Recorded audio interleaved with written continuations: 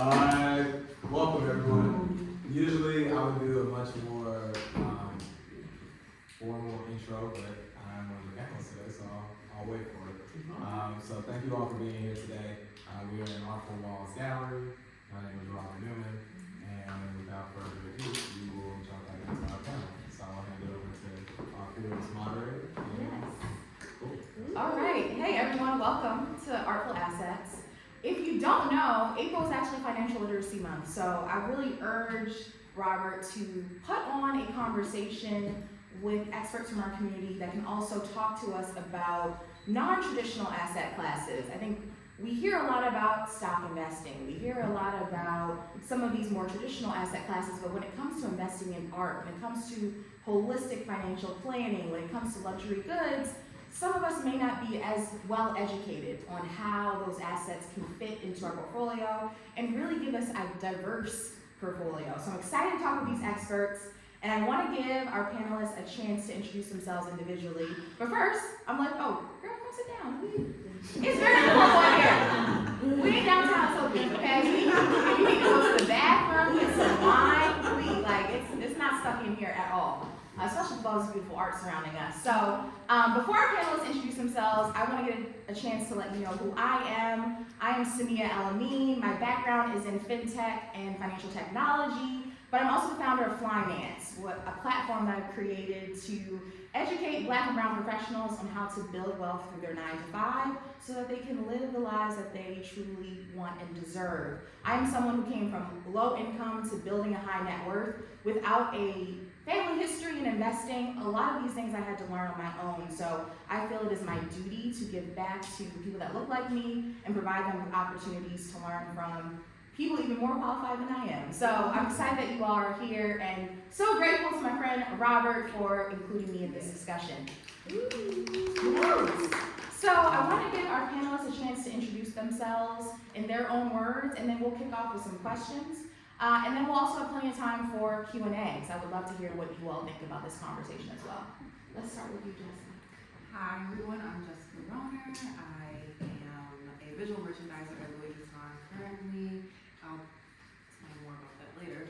But my background is in not only merchandising but design, and I have a dual master's degree in luxury management, so dealing with all the sectors of luxury, but personally or professionally dealing with personal goods.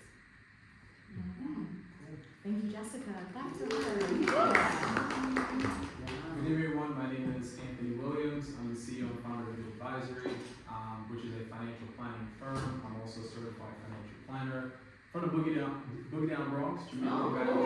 Shout out to my Bronx people. I heard a few Bronx folks here.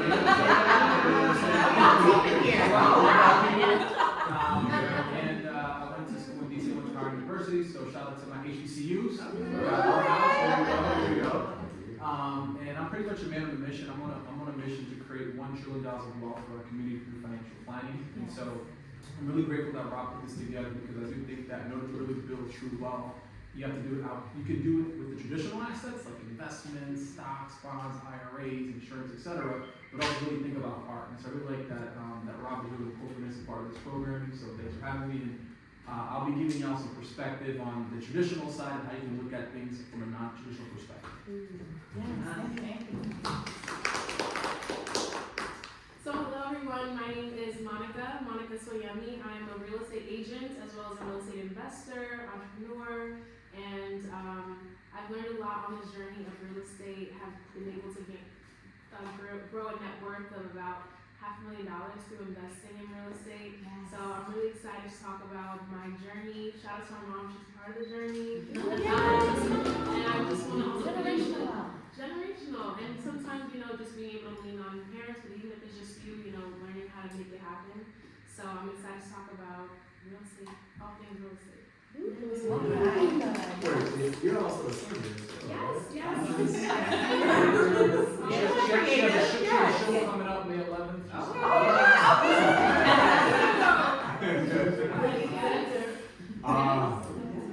So now that everybody is gone, I'll do a little bit more. My name is Robert Lee Newman III. I am the director and the curator for Home to Harlem Gallery. I'll let that sink in. It is, I'm a newly appointed curator. This is my third official week on the job. And as I am here, my background, a little bit about my background. Okay, I'm not really the short intro now. I moved to New York almost 10 years ago. I've worked in finance for about 8.5 years. So I spent the first 4 doing financial like CFO work for a private wealth business. Then spent another 2.5 years doing financial planning and analysis work for an investment management business. And then those last 2 years as a diversity, equity, and inclusion program manager. So creating spaces like this for us to, continue to advance our careers or at least be included at the table. Now I am a Harlem-based visual artist, entrepreneur, curator, and a tired man. from a lot of the different hats that I wear, but when I try my best to sum it up, I call myself a cultural architect. I create spaces for people. And where I get to have a little bit of bias and curation, I like to create places that look right for me. And this is one of those spots. So part of my programming here, or the new programming for Home to Harlem, is making the art three-dimensional, making this an immersive space not just for creators, but for the entire community. I love that. Thank you all for introducing yourselves. We got a stacked panel. Okay, I'm really excited about this conversation and definitely want you to be a part of this conversation. We're not here to talk at you. We are all here in community having this dialogue together. So I want to first just make sure that we all understand what these different asset classes that we're here to learn about really mean, right? This panel is called Artful Assets. So I want each panelist to define in your respective industry and area of expertise, what is an asset so that we can just better understand? Please, because I'm looking right at you. I was like, what you looking at me? Okay. So in my industry, which is the luxury retail industry, specifically Louis Vuitton, which is personal goods, you have leather goods, you have fine jewelry, watches, shoes, accessories, all of those things. But I think as far as an asset that grows value over time, it's definitely watches, fine jewelry, and I would say, I guess you can say leather goods, because looking at specific or other brands, you can see their value growing exponentially at a high rate. Yeah, and in my industry, the traditional stuff, right? On the investment space, you have stocks, bonds, mutual funds, but if you dig a little bit deeper, there's about 8 different asset classes you can invest into. You have large company stock. Those are companies that are worth more than $10 billion. Then you have mid-sized companies, which are companies worth no more than $8 billion, no less than 4. Then you have small-sized companies, which are worth less than $4 billion. Then you have real estate, commodities, fixed income. Then you have international investments. Then you have international emerging investments. So there's many different asset classes out there, but that's the way we view assets in our industry. In terms of real estate, that is where you live. If you can buy a condo, if you can buy a single family home, a multi-family home, some investors even buy 79 unit, 80 unit properties. So, the value of real estate is that you're able to buy these assets, potentially if you're owner occupied with a small down payment. If you own a 2 or 3 family, you're able to sometimes have no mortgage, that you're paying out of your own pocket. Obviously, your tenants pay that. Not to mention with inflation, the value of property goes up. I bought a property for 4, now it's worth in the 8s, and that's over time that you're able to not only pay down the mortgage, but also the value of that property goes up. And like Beyonce says, pay me in equity.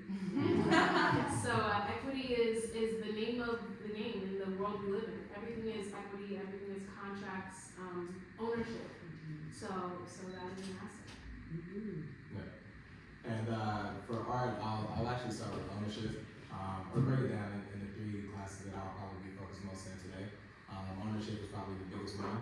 So if you're thinking about art, a lot of times you go into a gallery or museums, especially the names that you see over the collection are because those people own the collection and they're leasing the asset to the museum to get that social capital, that marketing capital.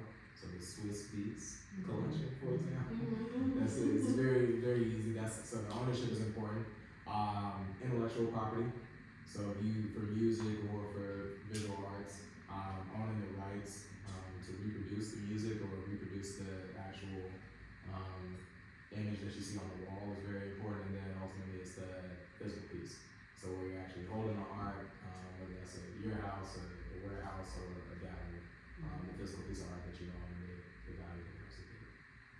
Yeah, I'm learning things already. I'm seeing some nods in the crowd. Okay. So, Anthony, I want to start with you. I want us to get some context as before we start to talk about these different asset classes and where we might be able to start. Talk to us a little bit about a framework, or how should we approach, balancing our money between traditional and now what we're learning about as alternative asset classes based on your expertise as a financial planner. Of course. So there's about 6 areas to financial planning. Many people think financial planning is just investments or you just do insurance, right? It's really 6 areas. And the first area is financial positioning, right? So really just understanding where you are today, right? What does your budget look like? What does your cash look like? Like, are you maximizing when it's coming in? Then within the financial positioning aspect, then we have debt management, right? Do we have credit card debt, personal loans? How are we paying that off before we start doing some of the aggressive stuff? Then we have your net worth analysis. How is your net worth going to grow over time compared to where you are today versus where you want to be in the future? So that's the first section of the financial planning landscape. Then the second section will be risk management, insurance, right? So we're talking about life insurance, disability insurance, long-term care, home and auto, liability, so on and so forth. So how are we protecting what we work so hard to build, right? Then we have investment planning. So it's really understanding what's your investment strategy, what's your asset allocation, what's your diversification look like, what are your taxes like. Then we go into tax planning, retirement, then we go into estate, right? So my philosophy is that before you start to really veer into some of these alternative asset classes, make sure you have the basics buttoned up. Make sure you have the right amount of emergency fund. Make sure you have your debt is paid off. Make sure that you're on track towards retirement. There's a bunch of studies done a few months ago where they were saying that some folks that are above age 60, 50% of them may run out of money before retirement. And for some of the folks in this room, some of us might be lucky to have pensions through their employers. Maybe some have been lucky to pay into Social Security for a long time, but now as Americans, retirement is more on us. And so I always tell clients, before we start doing things alternatively, let's make sure the base is taken care of. Then once you know for a fact that we get to age 60, 65, or 70, you're taken care of. Now we have the ability to invest into art, spend $10,000 on a piece of $15,000 piece. So that's the framework. I could probably spend another hour talking about it, but there's 6 areas: positioning, risk management, which is insurance, there's investments, retirement, tax planning, and estate planning. Super helpful. Thank you. Monica, I want to shift to you. I really appreciate how you, even in your intro, kind of shared with us how you've been able to build wealth through real estate. I think that's so powerful. I want to learn a little bit more around your thoughts on how we can start to build our own. And it sounds like it's less commercial real estate that you focus on, right? More residential. Where do we start? How do we start to explore that avenue? And maybe where did that begin for you? Yeah, so I would say step 1, I think, on this real estate investing journey is really first identifying where you want to be.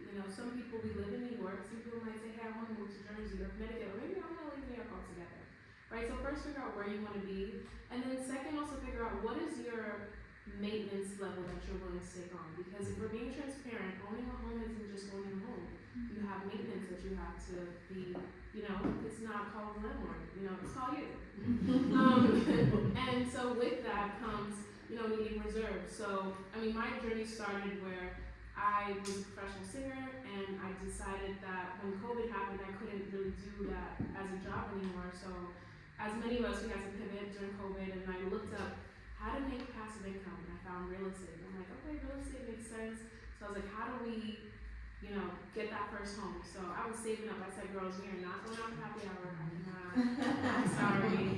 Saving, being disciplined. And I remember I got to a certain amount saved, and I was like, Mom, I'm a little short. And this wonderful woman here, she pulled out of her 401k money to help me buy my first home. So, and since then, the return on investment has been over 10 times. And that's a big part of it too. Like, sometimes we might have parents who can help. If it's just on you, it's the discipline to say, what I want later is more important than what I want right now. And that has grown to be an asset that's worth almost $1 million with less, less debt on it. And so you want that difference between the value of the home and what you owe on it to really be as big as possible, because that's your equity. But I would say for first timers, looking to start this journey, step one is really getting connected with a real estate agent who has an understanding of how this all works. You know, I'm helping clients now where they're buying a home where they're collecting $8,000 in rent and their mortgage is $5,000. So not only have they eliminated their biggest expense, which was their rent every month, but now they're cash flow positive. So now that cash flow positivity can be used for alternative assets, savings, repairs and maintenance, which you have to take on when you buy a home. So I think just getting started, they say the best time to buy a home was yesterday, the second best time is today. So. Yeah, and just to add on that too, so one, studies have been shown that people's largest assets tend to be when they retire. No. Home. There's nothing. And behaviorally speaking, the reason why it's that way is because you're forced to pay your home off. You're forced to pay that monthly mortgage, right? So homeownership, I'm all for it. And the other piece too, is, actually I lost my thought, I'll come back to that, so I'll have Bob sorry, I just really thought, it's 8 o'clock, so. Just while we're on this subject, I think one of the things that I just want to hear from everyone who maybe is a real estate, I don't want to assume that you're not a real estate investor, Jessica, but anyway, what makes real estate a compelling investment, I think, especially in this market, considering how high interest rates are, over traditional financial investments like stocks? Do you guys see it differently now with the market that we're in? I'm just, let's get it spicy. I think we all know what real estate is, but it's for me, it's okay, if I had a cute amount of cash reserve, does it really make sense for me to go out and buy a house that now we know is overpriced in the market compared to what it was in 2020? Or does it make more sense to maybe invest that into? Anthony's looking at me what? Okay, but I want to hear what you guys think. I want to share a quick thing about interest rates. So, Yeah. Back in our parents' time, maybe back in the day, interest rates were actually 13, 14, 15%. And so, just for context, back in the day, rates were in the double digits. And so with COVID, I think it readjusted our expectation of what a low interest rate is. Because we had 2%, 3% rates. People were this is the norm. It is not the norm. Okay, COVID was a specific time in our world that the government wanted to increase spending and they lowered rates for that reason. But currently, rates at 6 or 7% are pretty average for what we should expect in this time in the world. So because we had such an extreme, dip, now people are oh, 7 is too high. Speak to grandma. Ask grandma how much her interest rate was. So some of them were 15%. So it's really going to be about the monthly payment. At the end of the day, it's not so much the interest rate, it's the monthly payment. And the beauty of owning a home is that when rates go down, you always have the option to refinance. And you can ask yourself, do I want to continue paying rent and the cost of renting, or do I want to finally take a little bit of risk and a little bit of, I'm not sure what the word is, but and take it on. I mean, we probably dropped $250,000 in rent since I lived abroad. We've been there 20 years. If you add up how much you pay in rent, it's a down payment. More than a down payment. You could have paid the house off. So I found that when it comes to wealth building, it's not going to be a safe place. There's no safety in building wealth. It's not a comfortable place to be. Anytime you're in a comfortable place, generally the return is going to be a lot less. So you got to be willing to take a little bit of uncomfortability to really take it to the next level, because that's what it's going to require. I remember what I was going to say. In regards to long-term wealth building, we find that people tend to have a lot more sense of security, a lot more certainty in retirement when they own their home. Right? Because once you pay for your mortgage for 30 years, you're not worried about nothing. It's your place, you own it. And if you have immediate retirement income, you can also do something called a reverse mortgage. You can pretty much take equity from the property to supplement retirement income. Now, I would disagree with real estate professionals on the interest rates, right? I think interest rates, you're right, at some point they were higher, but I do think that property values have significantly increased the way they were 20 years ago, right? We're talking about a $300,000 house at 7%, but now we're looking at a $700,000 house at 7%, and so it can be a little bit crazy. So my advice for clients, if they want to own homes, cool, but let's put money in equities for the time being for those 3 to 5 years, so we should keep up with the cost of the real estate. going up, and then when the time is right, you can pull the trigger, right? But that's my disagreement with the real estate folks. I get it, but I still like real estate though. I still like it. Okay. Let's shift gears. I want to talk more about luxury goods. Because Jessica, one of the things you mentioned in your intro was this idea that there are certain luxury goods that people are now investing in because there's this phenomenon of, oh, I'm gonna beat the market by buying this Chanel bag or this Birkin bag versus putting it in the S&P 500, right? At the same time, I'm really curious about this idea of like conspicuous consumption that I feel like has always been associated with the Black community. Like, we have always known that luxury goods are an asset class. That's something that many of us may have been some of the first assets that we owned, right? Our first Louis Vuitton bag, or supporting merchants like Dapper Dan. We're in Harlem. Like, that is the legacy of fashion in many of these many of the Black communities. So I'm curious, like, what you think about all of that. Like,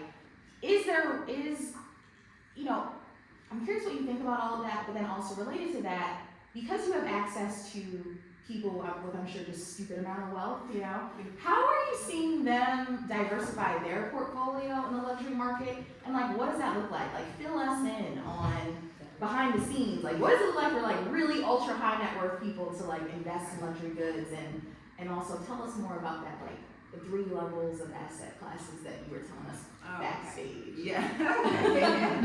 They got a little intro. But essentially, when you talk about luxury, there's 3 sectors. So there's personal goods, which you have like fashion, beauty. You have experiential, which is like traveling and hotels, so like a TVA something. And then you have transportation. So you have jets, yachts, all those high-end luxury goods, I say. But I deal with personal goods or personal beauty, fashion sector.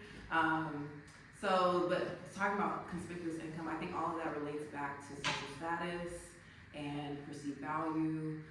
That all plays a part in what you're investing in and what you're buying an asset for. So if you're taking, and I just want to say for the video and everybody else, like, these are not the thoughts of LVMH or Louis Vuitton. This is from my own studies and from what I've seen in the field and sociology settings, anthropological studies. But essentially, like, it's about what you deem as valuable, right? So if you buy a Birkin bag, which historically speaking, over 35 years is gained value of 500%, or it's increasing 500%. So, and especially if you're talking about Chanel, which is a privately owned company, they do as many as, I think last year they did like 4 price markups, but they're privately owned, they can do that, right? Whereas like Louis Vuitton, they're on the stock market, they're a publicly owned company, they have price increases, don't get me wrong, but they're not doing it as a whim because they see the market or because they see stock levels, because they don't have to report their stock numbers or report to investors. So your question was really layered, but I think all of that, well, the first part of your question is about what you deem as necessary to invest in. It's kind of like art, right? And you could see a Louis Vuitton bag and be like, I don't think it's worth it, I'm gonna go to Canal. Right? Like, but it's not the same value, it's not the same craftsmanship, it doesn't have the same historical background or social currency that you think it might have, because no one's gonna call you out on a fake, but if I know it's real and I'm walking down the street or I'm at an event, I'll be like, but like, what do you deem as an asset? Because if it's attached to social currency, then that's a larger conversation, right? But also too, you were saying, so in a store setting, like a retail setting, so I work at a specific location. I used to be at the flagship for 3 years, but now I'm at a smaller location, but it's more like downtown cool, a lot of tourists come through. But it doesn't really matter the class part. Like, you can definitely tell who has like quiet luxury or like long money versus like new money. I mean, and I only know that from time, not because I'm looking at someone I'm like having a bias about them, right? But from the questions that they ask, or for if they did their research, how quickly they're making decisions. Some people don't even blink when you tell them the price, right? That's a clear indicator. But also too, someone could have quote unquote long money and be a VIP client and say, I still think that's too expensive. Like, that's not worth it to me. But so again, perceived value and what you actually want. But I also am a freelance stylist, so I work with MBA clients.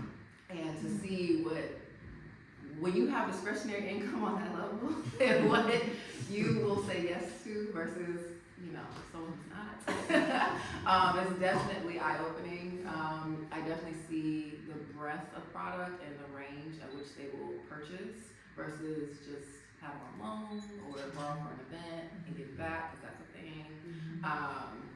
So yeah, I've seen a lot. I don't know if I'm answering your question, but Please chime in I whenever. have a question for you. Yeah. So you talk about asking questions when you're at the store. What are some important questions for us to be asking rather than just buying just the brand? Yeah, so I actually, so maybe because I have a background in being a designer and a merchant from a corporate side, so I can see the costs, I see what it is before markup, I see the labor costs involved too. I say asking about the materials, repair, like if something gets damaged, can you get it fixed? Is there, is that covered? It's not called a warranty, but essentially that's what it is. If you were to break a strap, is that replaceable free of cost, or is there a low cost instead of purchasing an entirely new bag? So again, it's kind of like the maintenance that you talk about real estate. It's the same thing. Like you have to take care of your things. Like you're not just throwing a $5,000 background, right? Or even the Neverfull, which is canvas versus leather. Coated canvas is going to be significantly less than leather material. So if you're going into Louis Vuitton, for example, and you're like, oh, I want a Neverfull. It comes in leather and canvas. They're gonna ask you, which one do you want? You're gonna say, oh, okay. Well, if I get it dirty, like how can I clean it? How can I preserve it? Again, you want this to be an investment. It's an asset of yours once you own it. It's a privately, completely owned product once you purchase it. Nobody has stake in it. You don't own part of it. You're not doing 4 easy payments. Like, this is something that you're paying. No, not a Louis Vuitton. Oh, y'all okay. She said LVMH. No. We're not talking mass. So, and also too, in a retail perspective, there's mass retail, there's premium, and then there's high end. So there are levels to this, to put it plainly. But essentially, if some people might say, oh, I saw this bag on XYZ.com. No, you didn't. Not the real one. And it might be resale, like the real or something like that, where they have to authenticate it and things like that. But again, it's an asset, so I would go straight to sorts.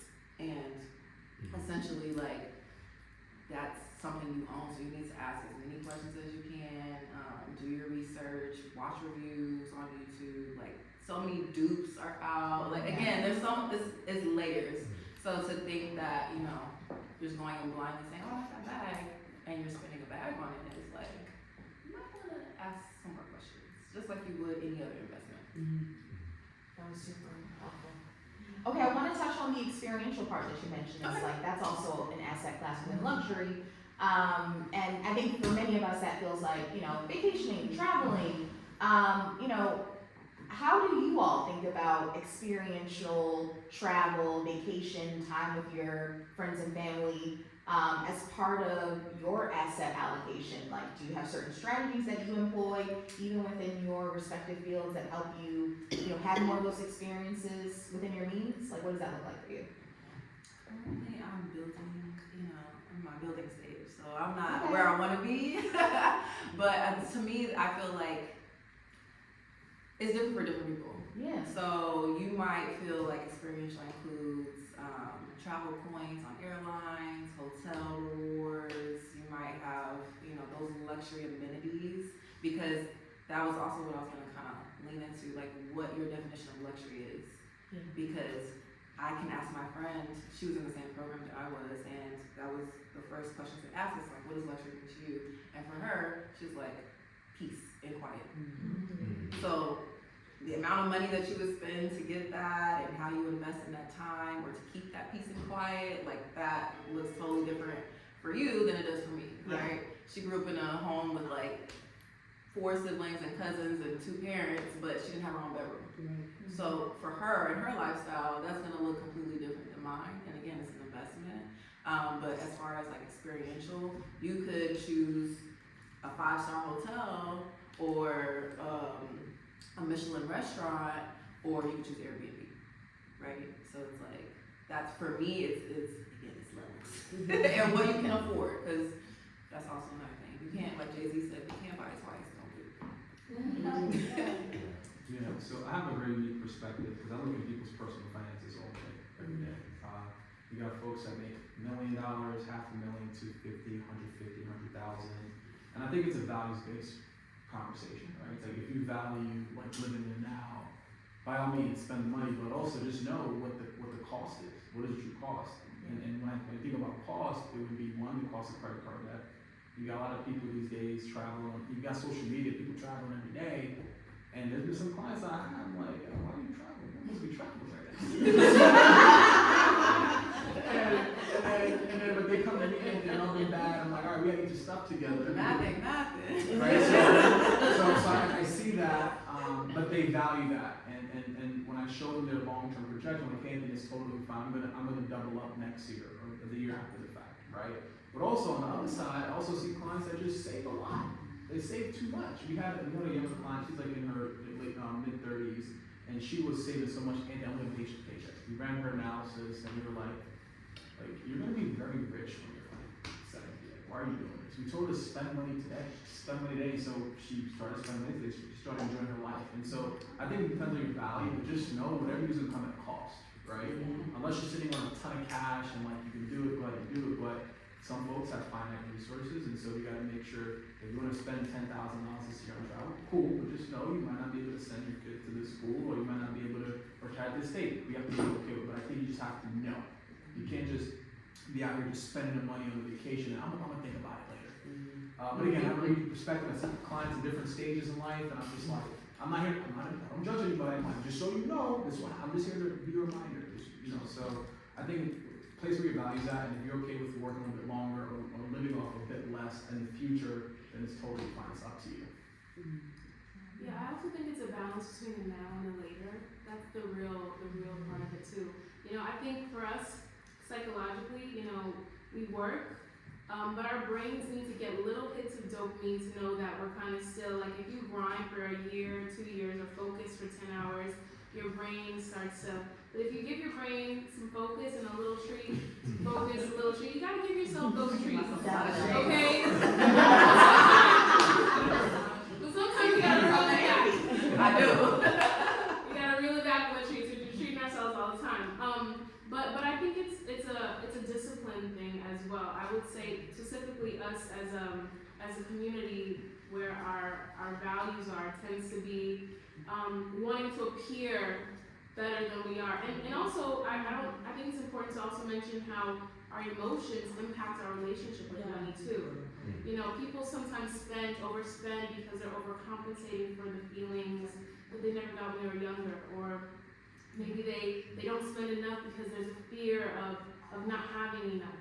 So I think even like leaning into how our emotions even impact our financial, well-being. And I mean, how that connects back to, experiences. I definitely believe, yes, enjoy your life, enjoy the things that we can, but I think in moderation. I'm with you. I'm in my building season, and I'm in the season of discipline, where that requires, like Monica, no, put the card down. Apple Pay is not paying for this. You're paying. So that's just a discipline thing. But just to really kind of bring it back to real estate real quick, one thing I wanted to also mention that also makes real estate a great asset is actually when you buy your home and you gain equity over time, you're also able to borrow against your assets as well, which is something that some people do. Like I just borrowed against one asset to now buy another home. That's one thing that you don't always have the option to do. So now you own a home that's not only paying you, going up in value, but now you can borrow money against that asset to go buy another asset that can be paying you, going up in value, and you rinse and repeat. It's something that wealthy people do all the time because you don't have to pay taxes on debt. Yeah. I want to jump in on the travel one. Mm-hmm. It's funny having like the advisors in the middle that are both like discipline. Right, and we're like, because this is me. I'm like willing to death. I'm just kidding. No. But because travel is like super important for me in terms of culture, understanding where people come from, like very much from like a sociology or like anthropological sense, I have to invest in travel. And I do mean it from the sense of like learning and academics. So each year, it's not a super sophisticated strategy by any stretch of the imagination. If I have more money, I travel more. But each year, I make it a part of my actual portfolio to make one international trip. So there's a discipline to it in that, let's say for example, the last couple of years I've been in Ghana for December. And of course I've had a great time. It's been wonderful, it's been amazing. I've gone out, done the parties and everything, but the first year I went, I was the first person in my family from like maybe 3 or 4 generations that have been African. So I spent half of the trip, if not like 70% of it, just documenting it. Pictures, videos, this is where I'm at, this is what's going on, this is why you should come back, this is like what's happening in Africa that you're not seeing on the internet. It's a beautiful, rich tapestry. You can't do that if you're going to the same places. And I'll throw out the discipline piece one more time because my friends are in Turks and Caicos. My friends are in Cancun. Nothing at all.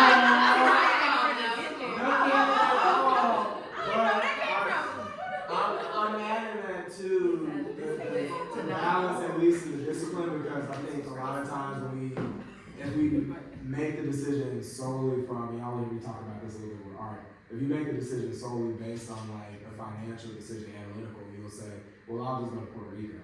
And it's like, well, that's cool, that's a fun trip, but that's not gonna be the trip that's gonna actually open you up to the mindset that you were waiting for, like this idea of, innovation, business, blah, blah, blah. It's not a transformative experience, it's just a relief, right?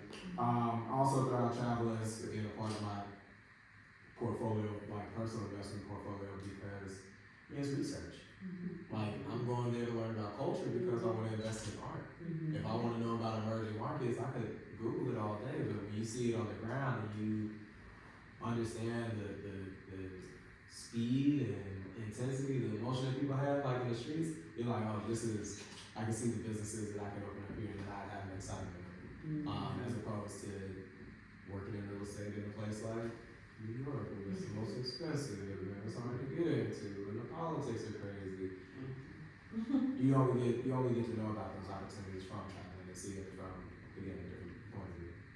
I think same but different is that, so like I'm a creative in my respect, where I build universes on a retail scale and like open stores and, do pop-ups or pop-ins, that's also a thing. But in all reality, like we have to be inspired by something, right? So it's like, I may not be able to travel, or not, words mean things.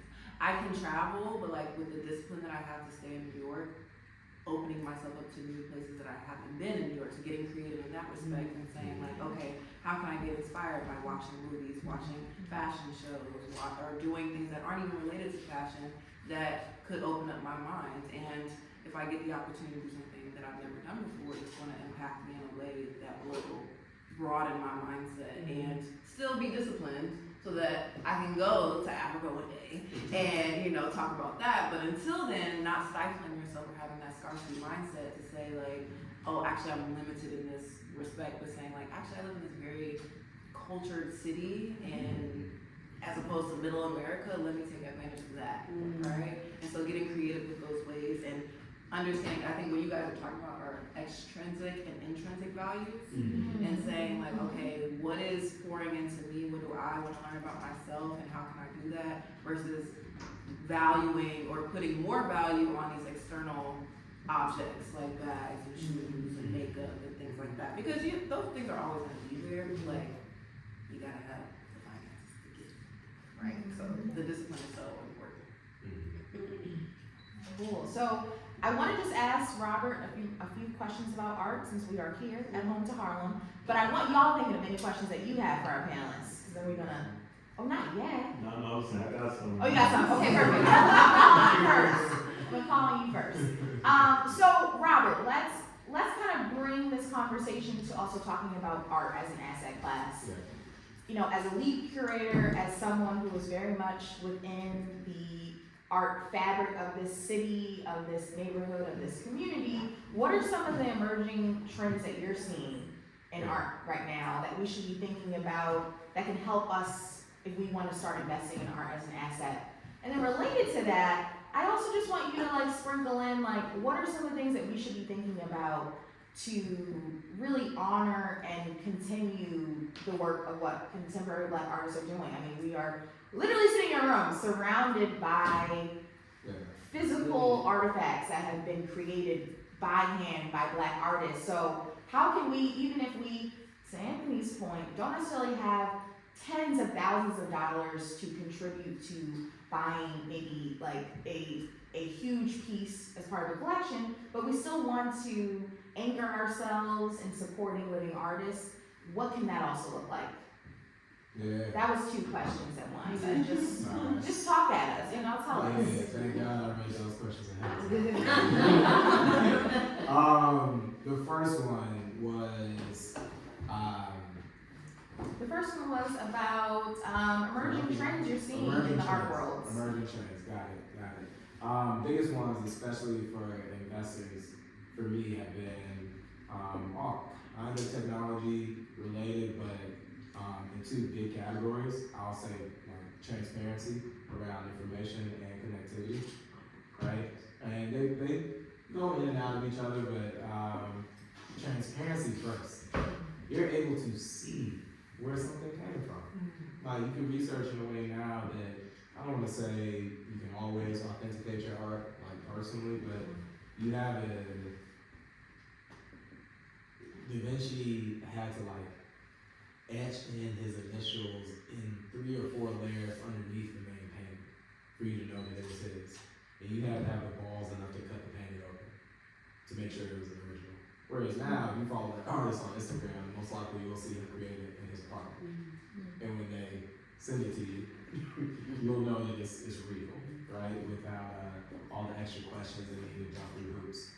I add that up even on the higher scale because with that same level of transparency, we're getting the add-in or rise of platforms like Masterwork.io, which is meant to normalize the art market from an equity standpoint, right? So they're starting to mark blue chip artwork like Da Vinci pieces, Basquiat pieces, Warhol pieces that collectively we could agree on a price point, and then just like mutual funds, we started taking our fractional shares. And again, we have that information, so we're able to see it in a very easy and transparent way. Entry points to a market. And again, Masterwork.io is like one of the kind of premier platforms that I've seen doing this. But believe it or not, this is exactly what we had to do with the New York Stock Exchange. Beforehand, like you hear words like over the counter and certificates of blah, blah, blah, blah, blah. All of that is legal jargon now and it's terminology, but remember you had to go find a legal vendor of company certificates and then go into a building not too different than this and say, hey, are you selling fly masks? You got any of that on the shelf? Once they normalize that market, start getting like those standards and practices in place, that was really what turned banking from a job that was kind of like a monopoly character. You just go in, kind of humdrum to this highfalutin career path that we have now. It's transparency. It was the ability to take what we do in an ivory tower and give it to a teacher in Arkansas. Transparency we're just at the beginning of that with art. In a real way to where money can start pouring into the market and feel more comfortable. Unfortunately, we're still, y'all know startups are crazy. Art is still the wild, wild west in terms of getting to a better version of that transparency, right? So the other biggest trend ends up being connectivity. One of the biggest things that artists never had before, which could be overwhelming sometimes, very much like Prometheus handing fire to the air, to the people. You can connect with artists directly in a much easier and authentic way than you could before. Now, as an individual creator, that is overwhelming. I do not want to be connected to my audience every day. I would love to be in Africa because I don't have, to see all those people in the street or anything like that. Like I was in a whole different time zone. But that connectivity piece I'm throwing out there because the intrinsic piece in art this actually kind of helps with that third question, how we can invest in artists. That intrinsic value piece is really what helps the art appreciate over time, no matter what. Art, more similar to luxury goods than it is to real estate, it is a long play, and it is something that needs a lot of maintenance. You have to pour into it, not just physically and, you know, keep it preserved, but you have to pour into it like a child. You have to breathe into it. So if you're a serious art collector, it's something that you have to like show off to other people, make sure that it's still being published. If the artist is still living, you have to be able to introduce that artist to other people and recognize that you like this is not a stock certificate. You're not just here to have a vote. When you buy a piece of art, especially from a living artist, you're here to tell the story. Yeah. So you're investing in that actual piece of social currency and then using that currency alongside with them to continue to build that portfolio. How do you know which artists? How do you know which artists to invest in? You know, like if somebody's like new to art and they are in a room like this and they're like everything is beautiful. You know, like how do you know which artists, like 5 years from now, 10 years from now, even a few years from now, may be worth more than what you paid for it? Yeah, it's I am surprised Anthony did not say this already, but your risk tolerance, your risk portfolio, you gotta establish that first before you do anything. You gotta wake up one day and say, hey, I have somebody that likes to bet on stuff that's new, and I like to see a 10x return. Or you gotta say, when I wake up tomorrow, I'm like, goddamn, where I put it. And if y'all drop another $1 in there, God bless. I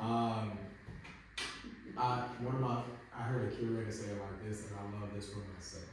Something new, something established, and something new.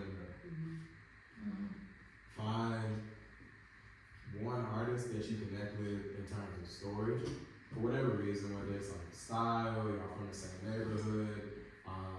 I have tattoos, for example, from an artist that was one of the like leading designers of like a t-shirt company in Morehouse while I was there. And I didn't know this while I was there. This guy was like a shadow designer or something.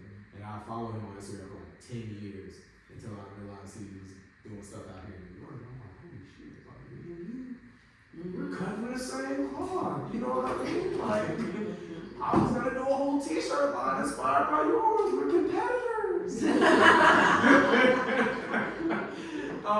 But you won, but yours didn't work, and I lost, but mine didn't work either. I wanted to get the art to like commemorate that, so that's something new to me. Like he makes paintings, he does photos, apparels, and again, where he'll be in the next 50 years, I'll be alive to see it. You know, we'll figure it out together. Basquiat is obviously the extreme example, but something more established. Gary James Marshall or somebody like Kende Wiley. They might have some limited edition prints. Kende Wiley pieces are Pieces, but they might have some original prints. So I'm naming those that say like people that are still within reach when I say something established.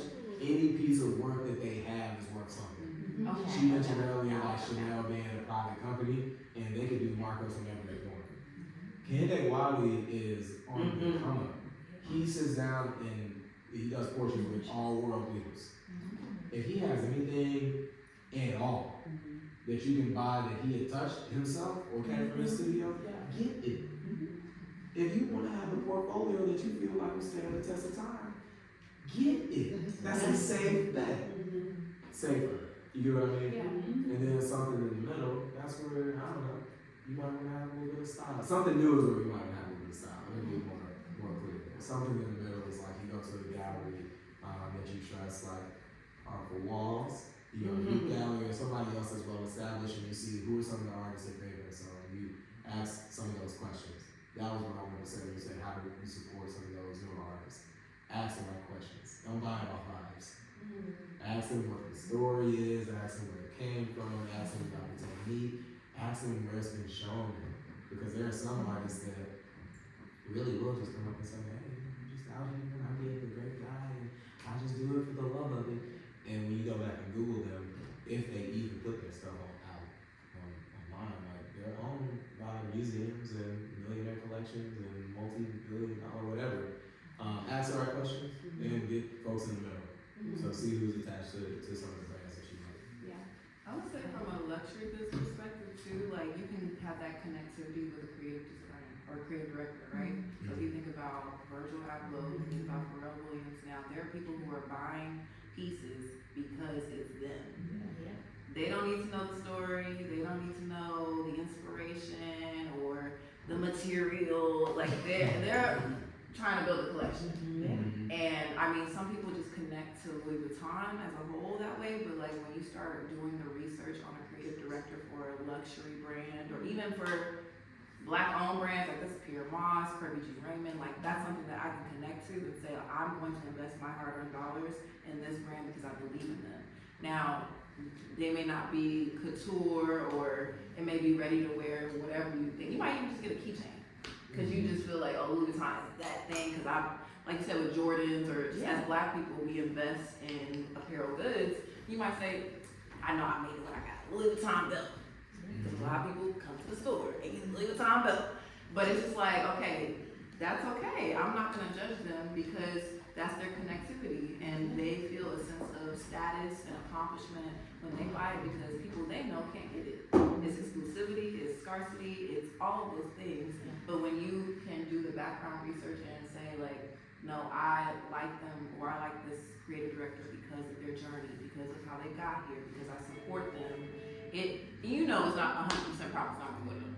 But you're like, hey, I'm going to share this designer or this artist and I'm going to spread by word of mouth to make their come up even stronger. And so you just feel like you have a hand in that.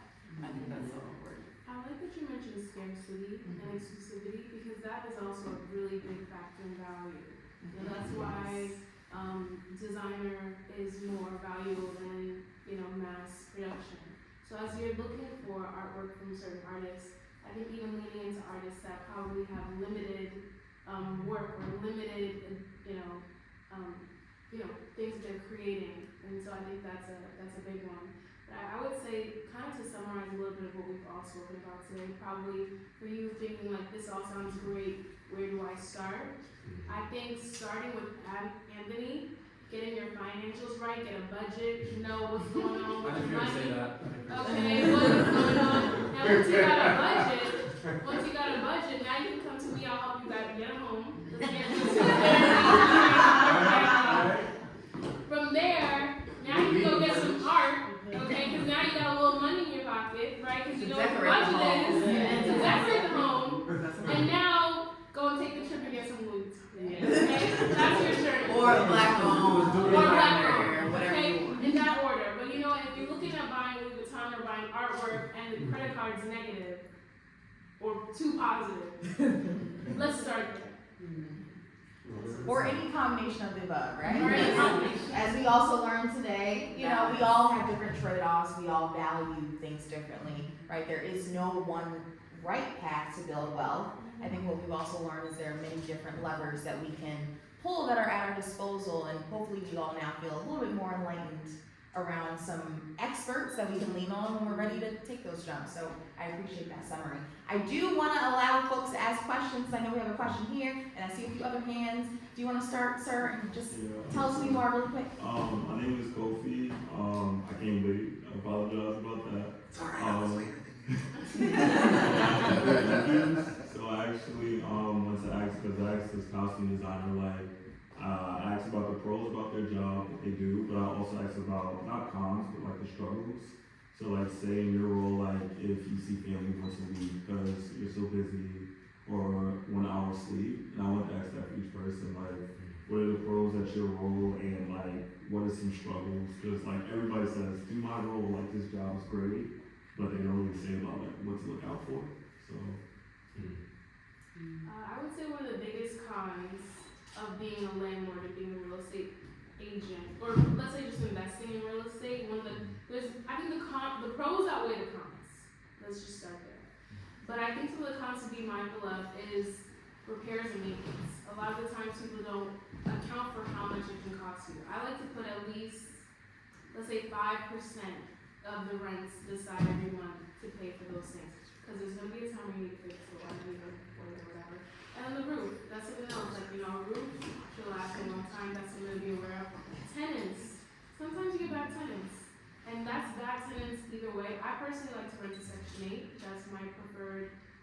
people that I run to because the government never says, hey, I ain't got the right. Every month on the 1st, that direct deposit hits. I think I realized that when we were on a family trip or something, in the middle of nowhere, and that direct deposit said cha-ching. So I like to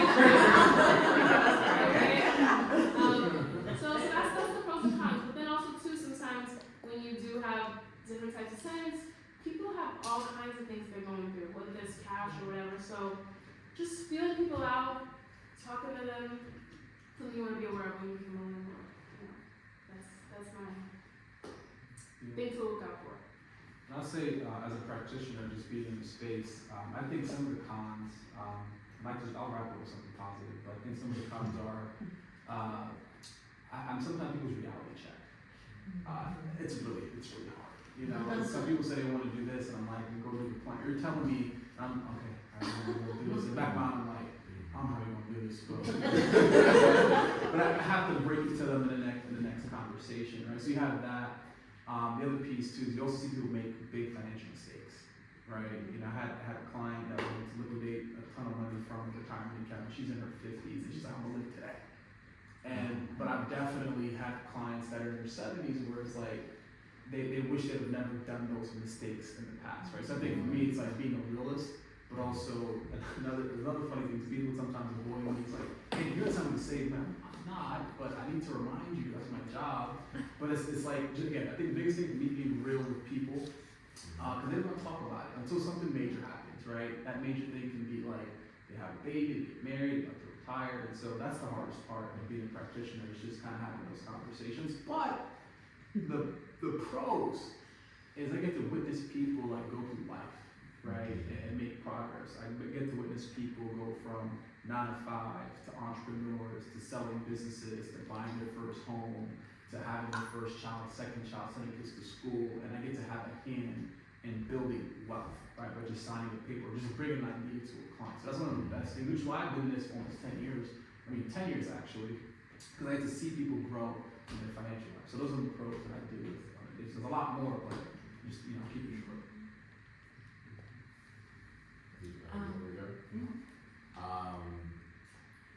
For a curator, I'll choose that one.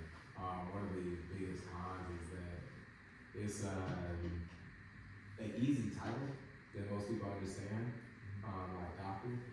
But just because you know a home remedy, you would never tell anybody you're an MD. There's a lot of people that like art that want to be curators. So that can be a frustrating thing. Diving just deeper into that, the actual picking of the artwork that goes onto the wall is literally the tip of the iceberg. The cultural architecture piece that I mentioned earlier is everything else. Making sure that this story has an audience, that it'll be appreciated. Sometimes it's making sure that the story can be stretched and being able to tell that artist that, right? This isn't one that needs to just hit a sticky palette. This one actually needs to be developed more with wider breadth.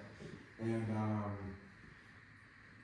because I'm an artist, I have to be a relentless creator, but I have to be a scrupulous editor. Meaning like coming back and needing to balance out that reality piece. So I could see an artist that I respect and admire and have been following for years, but then I'll watch them on the professional side and you're like, I don't see my mama. He's selling for $1 million. And I'm like, because you haven't watched this for the part.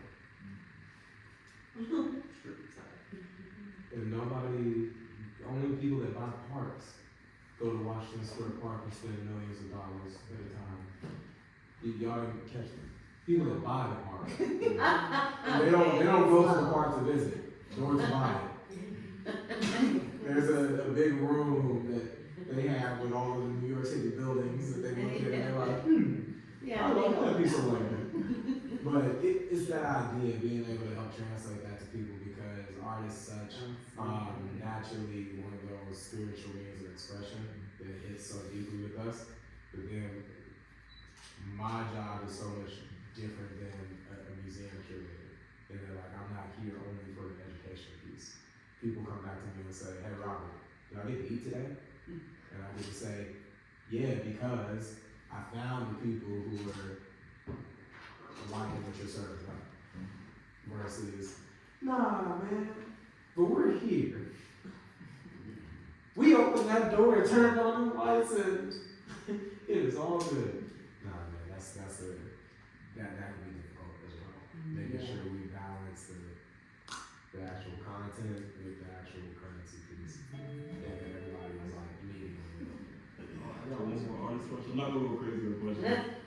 How do like in your own opinion, how do like artists like find their voice, or is that a term for art voice? Sure, yeah. I like voice. Oh yeah, sure. Keep living.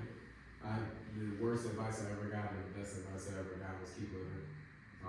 If you think you got a style, keep living.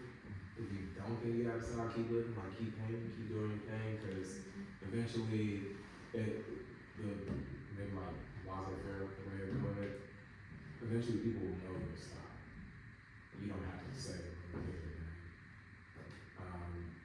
Maybe 5 or 6 years after like painting, people started coming and saying, "Oh, I recognize that as your work," and I was like, "How? It doesn't look like anything else I've ever done." They're like, "Oh, I know your work." So yeah, you don't have to find it. You just have to use it. Sure, yeah, and there were 2 people that wanted to ask a question. I just want to be mindful of time, because the panel is running a little long, so yeah, if you want to quickly, Jessica, we'll answer these 2 questions. So quickly, challenges that I face as a visual merchandiser is definitely like sometimes when you're creative, you want to execute your own ideas. When you're working for a corporation or for a brand, you have to edit those ideas just like you would in corporate settings. Yeah, it might be retail settings, but you gotta edit like you were talking about. That can be very challenging, but I think the positive side of that is seeing ideas or universes come to life from just a rendering, right? Or from an idea or like a collection that's coming up. And I think the caveat of that is not getting so caught up in luxury and what that might mean to the masses, but like, what do I put value to? I don't have to buy into this. I don't need a Louis Vuitton bag. I don't need a Louis Vuitton everything, whatever head to toe, Louis Vuitton on. Like, no. But I can still say like, I value Black artists. I'm going to elevate them. I'm always going to pitch them whenever we're in ideation moments. So like, or things that I would value. So I think that's important. So I just wanted to make sure I answered that. Thank you. Let's go you, and you. So I have 2 quick questions. The first one is for Monica, and this might be a very naive question, but let's say I feel good about real estate. I went to Anthony. I can kind of start looking at places to invest. Would you say that there are certain real estate options that are safer than others? I mean, because you've got like condos and co-ops, and once you figure out what the difference is between those things, then you've got like, I don't know, in Italy they're like, you can buy something for like €1 and remake it, and they have like brand new property in Ghana, it's like a part of the community, and maybe that's a little bit more affordable than what's happening in the United States, but you have to like balance all of those different risks. So would you say like sometimes it's better to just wait it out a little bit longer so you can afford something that's safer, or do you think it makes sense to take like those types of risks? Yeah. I mean, I think anytime you buy a piece of real estate, it's gonna be a pretty safe bet. If you look at the statistics, like since way back when, it's always kind of done. Even with all of this, it's always done this. So I would say neighborhoods that I would be looking out for right now is the Bronx. Like people have a lot of opinions about the Bronx. But the Bronx is changing very quickly. I think it's gonna be the last affordable borough, if we're being honest. And I think a home that you can buy in the Bronx today for $100,000, give it a few years, the Bronx is that next spot. So I think that's one option. Queens, some people want to move to Queens, Long Island, Westchester. So I wouldn't say there's any specific area that is better or worse. Some people choose to buy neighborhoods that are shifting so they can get a little bit of that upside. Some people say I should be in a safe place and I'll just take the more modest appreciation. But we can schedule a private call. We'll go through the difference between condos and co-ops, but I think multifamily to me is always the safest option, because if you can always have at least multiple streams of paying that mortgage, it's gonna be the safest bet. Okay, that's good to know. Thank you. And my second question is really quick, and this is for the entire panel. So when you're investing in something, do you have to think more now than ever before about like, will this person or brand that this is associated with withstand the test of time? Because like now you have so many people like, you know, I mean, Diddy, right? But I mean, he doesn't have any products, but like, you know where I'm going with it is basically like, do you have to take out like an insurance or something, like if someone, you know, God forbid, like 10 years from now, something happens and then the value of whatever it is you have associated with them kind of goes down. Yes, I guess, I mean, I have an easy answer to that question. So on the investing side, you know, don't just have like one stock and think that you're gonna make it big. I have this, one of my friends, she has a ton of money in Apple, and she's in her 60s, like, Anthony, I love Apple, I'm never selling Apple. I'm like, you need to, because at some point Apple will not be the best company out there to hold. So we preach diversification, so purchase like mutual funds, index funds, ETFs, because granted, when you diversify though, you do give up return and upside. And so, like, for example, we have something like this, the S&P 500 last year did about 23%. But if you had a diversified portfolio, you only about 10. People are like, well, how come I'm getting 22? Because you diversified. You have real estate in there, you have commodities, and so when you diversify, you're gonna lose a rate of return, but you also manage your risk, right? And so at the end of the day, my philosophy on investing is that you always have things that will do really well, things that do really bad. We just want to aim for a rate of return anywhere from 6 to 7% would be okay, at least a few percentage points above inflation. That's my point, but diversify. Thank you. I don't think it applies to real estate really, like, I mean, yes, you gotta have home insurance, so God forbid anything happens in that home, you know, flood or fire, or maybe even tenant, you can have landlord insurance as well, if somebody is really rent. I always have my tenants have tenant insurance.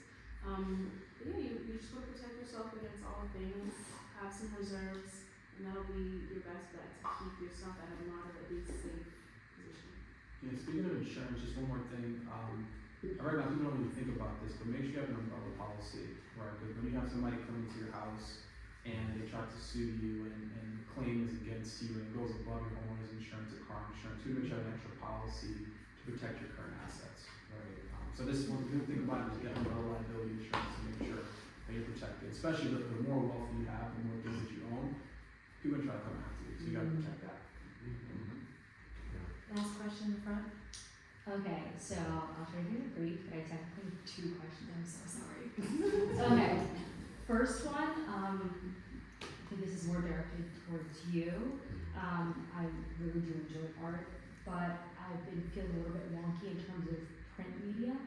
I'm thinking about photography and like limited collections. You did mention you're able to better authenticate and like seeing things created online, but the provenance isn't, you know, as guaranteed, especially in this era where we won't print things all the time. So how do you feel about the investment of print and photography as a media, as a collectible? So that's my first question, and then my secondary question is applicable to the whole cohort of panelists. I think people have always lived in volatile times, but I think we are in a very unique time, especially as a country when we're talking about wealth, uncertainty, safety, etc. I think the demographic that I'm a part of is millennials, so a lot of people are feeling not as hopeful, I guess, or not as confident to invest and make investments across these asset classes. So what do you guys feel about that sentiment, and what keeps you guys interested in still investing in whatever your particular part is? It's a good last question. Let me answer the first Yeah, one. how about Robert? Okay. That's a hard question. If I was like an advisory seat, the prints are, it's an excellent place to start. I know people who have built up like entire collections around prints, and just like an investment portfolio or like a larger, you know, asset, class that you're trying to build in one thing. If you have a specialty in prints, then you can get very wealthy off of it. And again, if you're somebody that's just starting out, it's always going to be the thing that I suggest, because The Last Supper picture that everybody knows off the top of their head, people don't understand that that's like the size of this house. It's a very large scale work. Hmm. So to be even involved in a piece like that at the level of like 1 of 100 prints that the artist has, commissioned themselves, I think is super important. And yeah, it's just more management, right? Like having a painting this size and as your first piece within the collection it's a lot. It's like having your very first song and you chose to get a bull mastiff. I'm sure it will love you and protect you your whole life, but if you're not the right person for it, this thing can be a beast. And it can become more headache than actual than pleasure. Exactly. As an individual collector, that accessibility helps me to collect original stuff. And again, that's just one of my personal investment pieces. It's very easy for me to hit up an artist and say, hey, I like this thing that you did, but you seem to be living, and if you're still making stuff, can you make something small for me to manage? I think the biggest piece of art that I collect are like 30 by 40. And I always try to keep it around that size, so even when I pack them, $7. Like just small stuff, but original art is very easy to get. Very easy to get. So prints, it's a form of original art, but again, I would say think about that more so for like the type of collection you're trying to do. And then the last question was millennials and our hopelessness.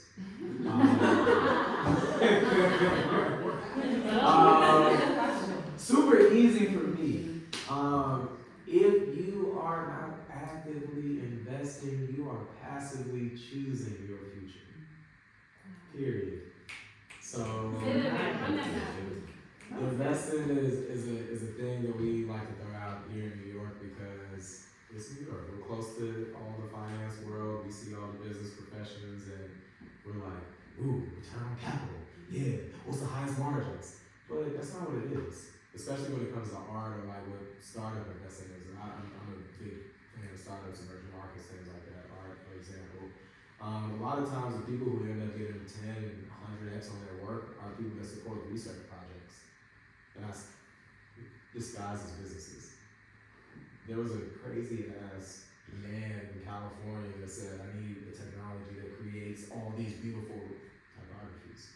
And here we are saying that my phone has better designs and pictures than yours does. We paid for this guy to lose money for 10, 15, 20 years until finally he said, I got one product that works really, really well that y'all will like. And then the next product he made failed and they fired him. And he went and did some more research at another company that they paid him a lot to do. And then he came back and sold his research to the original company and then they got successful again. Wow. That's smart though. Intellectual property. So if you're not actively investing, that's that choosing of your own future. It's not, I'm not just investing because I'm like externally looking for the returns or that market appreciation, but sometimes I am investing in Telfar because we need sustainable products. And in 10 years, traditional leather ain't gonna hold up the same way. Not because like it just won't last, but because the infrastructure might not support it.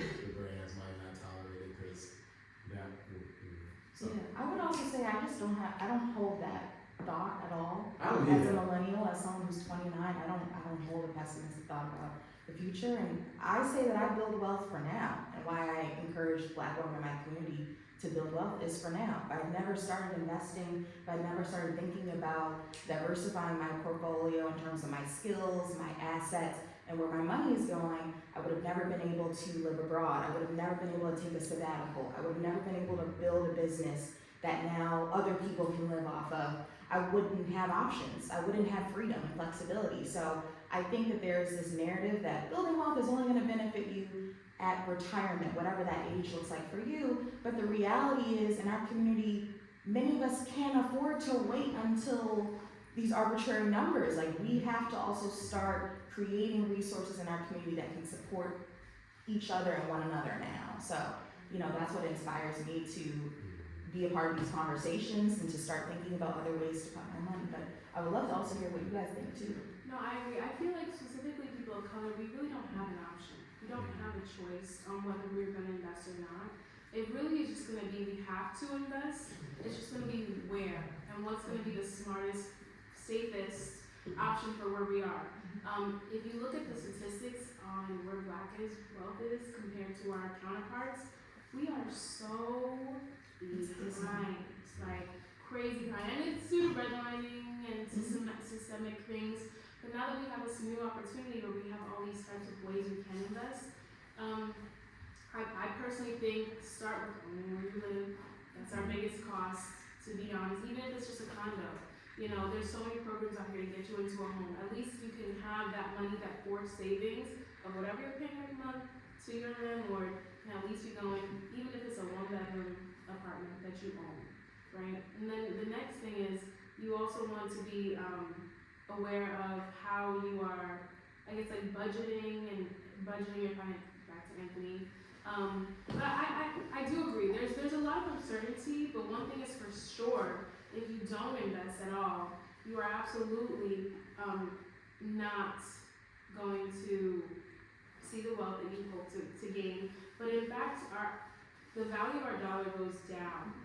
So not only are we not keeping up with inflation of the 3%, but now we have money that we're saving, going down in value with no assets, either bringing us money or appreciating. So now we're just continuing our downward. So I think our net worth is negative, Black people. Somebody fact check it out. It's important. We gotta do it. It's the only option. I like Laura, I'm gonna have to quote you on this. You said if you're not actively investing, you're choosing to passively not do well. That was good. That's You got that on camera. That was Did you think of that? That was good. You probably didn't know Ross. But I think you're right. I think the American dream has definitely gotten significantly more expensive, right? Yeah, that's true. Obviously homeownership, just the price of real estate has definitely gone up significantly. The cost of childcare, the cost of education. I'm in these conversations happening, meetings, and I'm they make a 4 to 5, they live check to check. It's crazy. Because they want to provide education for the kids, they want to be able to save for retirement, etc. And so I tell people all the time, there's still hope, but I do think that when it comes to purchasing larger assets, it may take a little bit more time, or it may take a little bit more savings for it. So it's you gotta start soon, start today, be intentional. Something is better than nothing, and then you pretty much want to build on top of that foundation. So it's possible, but it may take us a little bit longer. And I do think that having someone talking about this, having group economics be something that we can fight against, or have a group of friends saying, hey, we all can set aside $300, $400 a month. Let's put that to an account, and let's just let it sit there and compound and grow. And maybe let's just think about doing something with it 5 years from today, right? For example, me and my friends, we started a business, car rental business. Ain't work out, but we started together. We tried, we failed. We never do that again, right? and you learn, right? And we tried, and then now the next thing I told them, I was like, listen, y'all. Rental business doesn't work in New York City unless you got somebody to do it full time. But now that we learned our lesson, we're like, hey, next thing we're gonna do is probably real estate. I think real estate is one of the best investments you can make because it's very straightforward. It's you buy a spot, without making more spots, you gotta find people, put them in there, you're good. You just have to analyze the place in mind. So our next deal would probably be real estate, but probably can't do that next year, 2 years, maybe 5 years down the line. We're still investing and putting money away and educating ourselves. So there's still hope, but American dream is not as cheap as it used to be. I also think from a personal goods perspective, if you're not thinking about superficial values, it can really if you lean into the intrinsic value and okay, if you're talking about watches, fine jewelry, those are things you can pass down to your kids, your grandkids, those are family heirlooms. You have that sentimental value, and that's why I said that connectivity to why you're buying something. And they don't have to be Black owned, but something that you can connect to and say, my grandmother gave me these earrings, and they can be vintage $12 earrings. I don't know, but back then maybe it was actually good. So it's okay, how can you hold something of value to yourself and add to that value by passing it down with those intrinsic values? And I think that's super special. And we talk about archives, and we talk about collecting art, I think personal goods fall right into that. So, I mean, I wish my mom passed down a bunch of her clothes and things like that, and she's still with me, but because of 2008, because of, you know, inflation, we had to move unexpectedly, like there are a lot of different economical factors that came into play, but I don't have those, tangible goods. Like, I have memories which are great, but I'm a very visual person. Right. So, you know, I have a fur that my aunt gave to me, and she's still living too, but I tried to do this whole thing of like, oh, I'm non-fur person, I'm sustainability. She's like, so who am I gonna give my furs to? And I was like, oh, me. So it's like, that's a real thing. But it wasn't because I really was like a vegetarian or a vegan or anything. Like, it's probably something I heard. But also too, I know I'm gonna cherish that memory and like going through the closet, helping her clean out, having that memory with her and having her pass down her jewelry. Like those are things that will stand the test of time. That's another level of like investment and assets that you can hold on to that I think is super special. I just had a quick question just on something that I was reading earlier. So the non-compete was invented to keep the black community down. And with this new ruling of the non-compete not being enforceable anymore, how do you guys think that that's going to affect the black community? I don't think it's going to affect us actually much I at think all. it's going to be a good thing for us. I think it would be a great thing, but I think more of us need education. I think many of us probably don't even know that ruling was passed. I know as a financial educator, I was shocked at how few people in my community were even talking about, to your point, this is a landmark ruling that impacts all of us that work in private or public sectors. So I'm hoping that this drives more innovation. I'm hoping that this encourages more of us to seek out competition and not feel chained into, these predatory institutions that have kept us back. And I also know that it definitely impacts those of us that work in different industries more than others. So I was learning that a lot of workers that work in like salons and beauty care industries were really, tied by non-compete laws and as well as technology. So I think there's also this, this understanding that, many of us are really just kind of learning, oh, this was even a thing. So I'm hoping that it drives more wealth creation, but I know that one ruling within itself can't undo, I think, what we've heard multiple times in this panel, generations of trauma and neglect. So I don't want to hold us here, because I know this panel's been going long, so I do want to wrap it up. And can we just give a round of applause for this wonderful panel? But I know folks will be around to chat more and more, but I just want to thank everyone and thank Robert again. And how can we find them? Where can we get more information about? Feel free to come up to the panel. I don't want to hold people hostage, because this has been a very long panel. It's 9:15.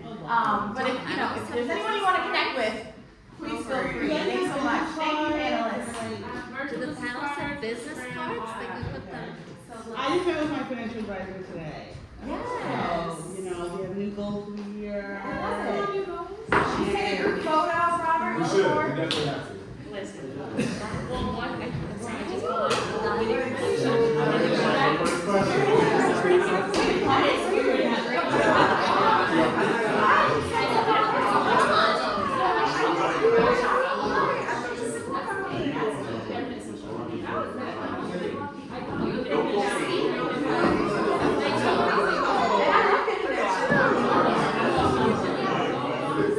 Can we take a group photo?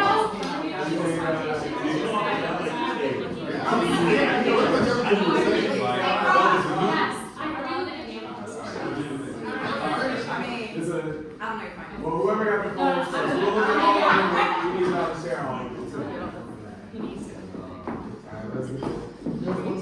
Want me to stop the camera? Yes, please, thank you.